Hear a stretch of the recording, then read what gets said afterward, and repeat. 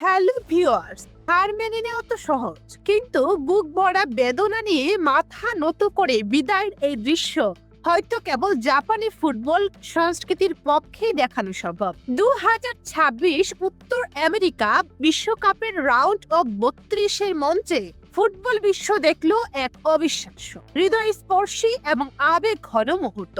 5বারে বিশ্ব চ্যাম্পিয়ন ব্রাজিলের বিরুদ্ধে বুক চিতিয়ে লড়াই করেও শেষ মুহূর্তের ইনজুরি টাইমের গোলে 2-1 ব্যবধানে হেরে বিশ্বকাপ থেকে বিদায় নিয়েছে এশিয়ার পরাশক্তি জাপান। তবে ম্যাচ শেষে হারের গ্লানি ছাপিয়ে আলোচনা এখন ব্লু সামুরাইদের প্রধান কোচ হাজিমে মোরিয়াসুর এক বিরল ক্রীড়া সুলভ ও বিনম্র আচরণ নিয়ে, যা পুরো ফুটবল বিশ্বের কোটি কোটি মানুষের হৃদয় স্পর্শ করেছে। ম্যাচটির আবহ ছিল রোমাঞ্চে ঠাসা। কাতার বিশ্বকাপের শেষ ফুলের স্মৃতি পিছনে ফেলে এবার কোয়ার্টার ফাইনালের লক্ষ্যে মাঠে নেমেছিল ব্লু সামুরাইরা। প্রথমার্ধে 1-0 গোলে লিড নিয়ে মাঠ ছাড়ে জাপান, কিন্তু দ্বিতীয়ার্ধে ঘুরে দাঁড়ায় সেলেসাওরা। সমতায় ফেরার পর ম্যাচে ঠিক শেষ মুহূর্তে অর্থাৎ 95 মিনিটে গ্রেভিয়েল মার্টিনেল্লির সেই পেনাল্টি বক্সের নাটকীয় গোল ভেঙে দেয় জাপানে কোটি ভক্তের হৃদয়। আবার ট্রাইবেকারের নিয়তি কিংবা অতিরিক্ত সময়ে স্ট্র্যাটেজিতে পড়তে হলো তাদের। ম্যাচ শেষের বাঁশি বাজার সাথে সাথে কান্নায় ভেঙে পড়েন জাপানি ফুটবলরা। স্টেডিয়ামের গ্যালারিতে তখন স্তব্ধতা, আর মাঠে এক বুক হতাশা। এমন এক কঠিন এবং মানসিকভাবে ভেঙে পড়ার মুহূর্তে আসল নেতার মতো দাঁড়িয়েছিলেন কোচ হাজিমে মোরিয়াসু। তিনি মাঠের মাঝখানে কান্না ভেজা চোখে পুরো দলকে এক সুতোয় বাঁধলেন। সমস্ত ফুটবলার এবং স্টাফদের নিয়ে বৃত্তাকার হডল তৈরি করেন মোরিয়াসু। সেখানে অত্যন্ত আবেগ ঘন কণ্ঠে খেলোয়াড়দের উদ্দেশ্য বক্তব্য রাখেন তিনি খেলোয়াড়দের মনে করিয়ে দেন যে তারা মাঠের লড়াইয়ে মোটেই হেরে যায়নি, বরং বিশ্বের অন্যতম সেরা দলের বিপক্ষে সমানে সমানে লড়াই করেছে। এই হার কোনো পরাজয় নয়, বরং আগামী দিনে বিশ্বমঞ্চে জাপানকে আরো শক্তিশালী করে তোলার একটি বড় শিক্ষা।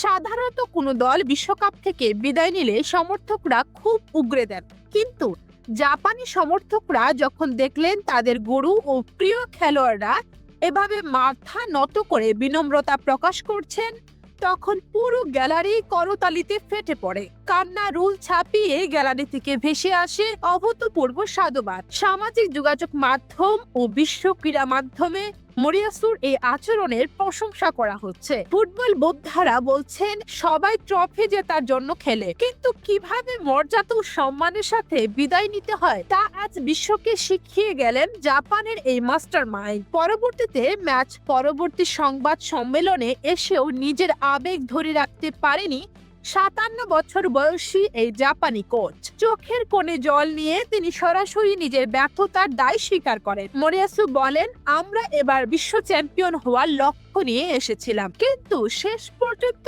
আমরা আমাদের লক্ষ্যে পৌঁছাতে পারিনি। একজন প্রধান কোচ হিসেবে আমি এই হারের সম্পূর্ণ দায় নিচ্ছি। আমাদের খেলোয়াড় এবং স্টাফরা তাদের জীবনের সেরাটা উজাড় করে দিয়েছিল। আমি দুঃখিত যে স্টেডিয়ামে আসা এবং টিভির সামনে বসা কোটি জাপানি ভক্তকে জয়ের আনন্দ উপহার দিতে পারলাম না। আমার যোগ্যতার ঘাটতির কারণেই আজ জাপানকে বিদায় নিতে হলো। ভবিষ্যতে নিজের পজিশন বা চুক্তি নিয়ে মোরিয়াসু স্পষ্ট কিছু না জানালেও ইঙ্গিত দিয়েছেন সামনে এশিয়ান কাপ জয়ের দিকেই দল ফোকাস করবে। দর্শক ফুটবলরা বিদায় নেন, টুর্নামেন্ট থেকে দল বাদ পড়ে, কিন্তু কিছু মুহূর্ত ফুটবল ইতিহাসের পাতায় অমর হয়ে থাকে। হাজিমে মোরিয়াসুর এই মাথা নত করা দৃশ্য শুধু জাপানের ফুটবলের গল্প নয়, এটি সম্মান, বিনয় এবং চরম অপরাজিত এক মানসিকতার প্রতিচ্ছবি।